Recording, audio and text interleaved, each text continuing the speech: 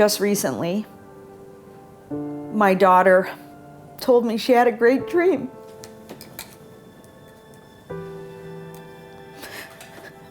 She said that, Mommy, I dreamt that we had a time machine. I said, a time machine? She said, yeah. And we went back a few years before you got sick. And we got to change the outcome. And you're not sick anymore, Mom. I started experiencing severe back pain. And at the time, my daughter was still in diapers. And I got down on the ground to change her. And I couldn't stand up.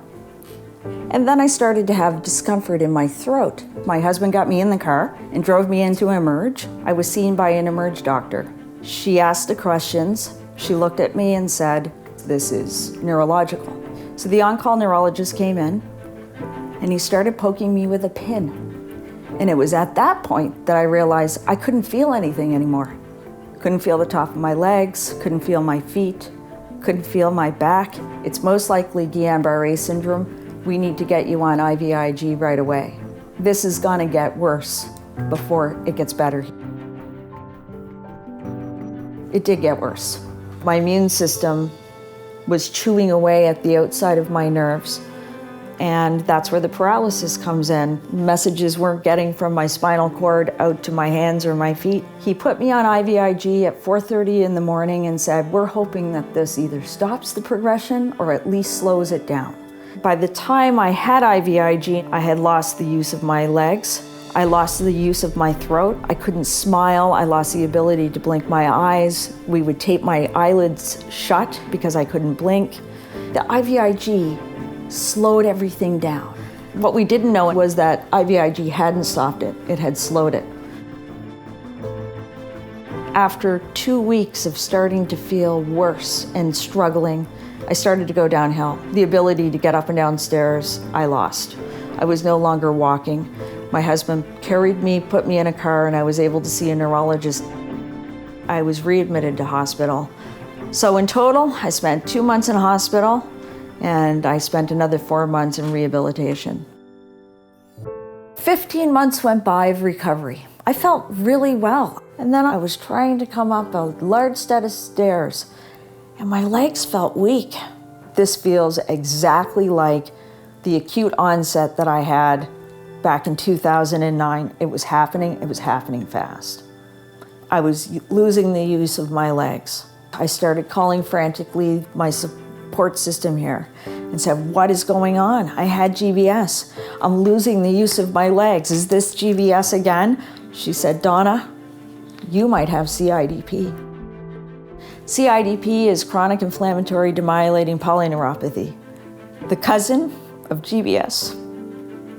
So I called the neurologist, and I was having an acute onset of CIDP, re-diagnosed from GBS to chronic. And I had to go through the exact same experience as 2009. I spent another 3 years on IVIG, and I was doing really well. I was back on a bicycle. I was off of a cane, not using a walker. Things like shower chairs were put away in the storage room. I didn't have to see it anymore. And things were going really well. And we were starting to forget I had CIDP. So I decided to go into a subcutaneous immunoglobulin trial. I went down to see if I was a candidate, and they said, yes, Donna, you are.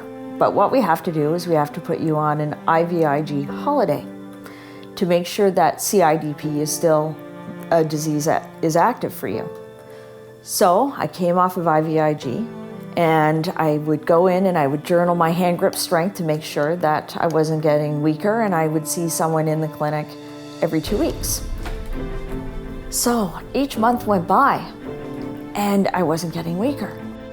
After the 3rd month, I went in for my final appointment, and she said, Donna, you're not getting weaker. That means your disease is not active, so we're going to take you off of IVIG. You can go home. This is great news. Wow, as a patient, I'm chronic. Is this great news? I thought, this is wonderful, or is it? So I went through the winter of 2015, 2016 off treatment. And then in March of 2016, my daughter had a flu. And for 5 days, she had a fever of 105. How can you look at your child and not look after them? For years, we looked at the kids and said, kids, I can't give you a hug when you're sick. I'm sorry. You're gonna have to go to daddy for hugs. I can't help you. Which is, as a mother, heartbreaking. So I took the risk. I looked after her. So we got her healthy again. And at this point, I got sick. 4 days later, my immune system decided to trigger into an acute onset.